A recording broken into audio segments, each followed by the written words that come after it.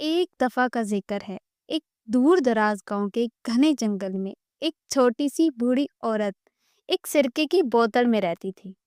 वो सिरके की बदबू से बहुत परेशान थी, मगर वो कुछ नहीं कर सकती थी। कितने अफसोस की बात है कि मैं सिरके की बोतल में हूँ, जबकि मैं तो जंगल के एक खूबसूरत झोंपड़ी में रहने के लायक हूँ। यहाँ मैं खुशबूदार हनी सौकल के फूलों की खुशबू ले सकती हूँ और परिंदों के गाने और टिड्डियों की आवाज सुन सकती हूँ।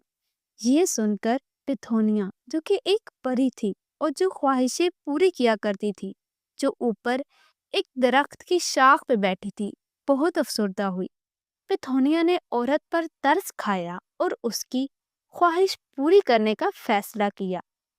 एक लम्हे में पिथोनिया ने सिरके की बोतल को एक खूबसूरत और आरामदेह झोंपड़ी में बदल दिया, जिससे बूढ़ी औरत बहुत खुश हुई।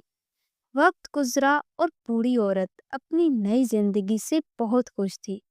उसने सुकून भरी फिजा का भरपूर लुत्फ उठाया, ठंडी हवा, मीठे बेरी और साफ पानी पिया।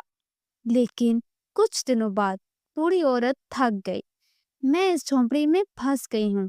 यहाँ हनी सोकर की खुशबू से मेरी नाक बंद हो जाती है और परिंदे हमेशा चहचहाते रहते हैं।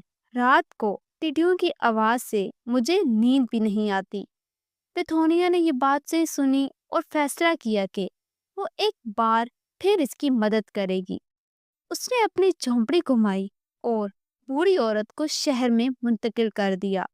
वहां पर बुलंदों बाला इमारतें और सड़कों पर गाड़ियां नजर आई।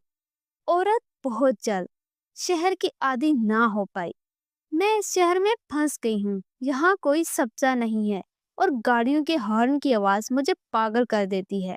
मुझे एक पहाड़ी पर एक हवेली में होना चाहिए, जहाँ वहाँ शोर ना हो और जहाँ मेरे लिए नौकर चाकर हो।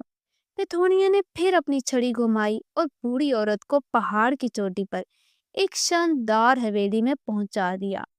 वहां उसके नौकर चाकर उसकी खिदमत में मसरूफ थे, हर वक्त सफाई कर रहे थे और मजेदार खाने बना रहे थे।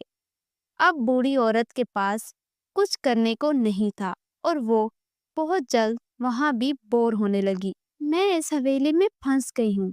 मेरे नौकर हर वक्त काम करते रहते हैं, मुझे कुछ नहीं करना होता। मुझे एक महल में होना चाहिए, जहाँ मैं दुनिया भर की हुकूमत कर सकूं। कम से कम इस तरह मुझे कुछ करने का मौका मिलेगा। पेथोनिया ने यह सुना और दिल में सोचा, ये बददिल औरत कभी खुश नहीं हो सकती।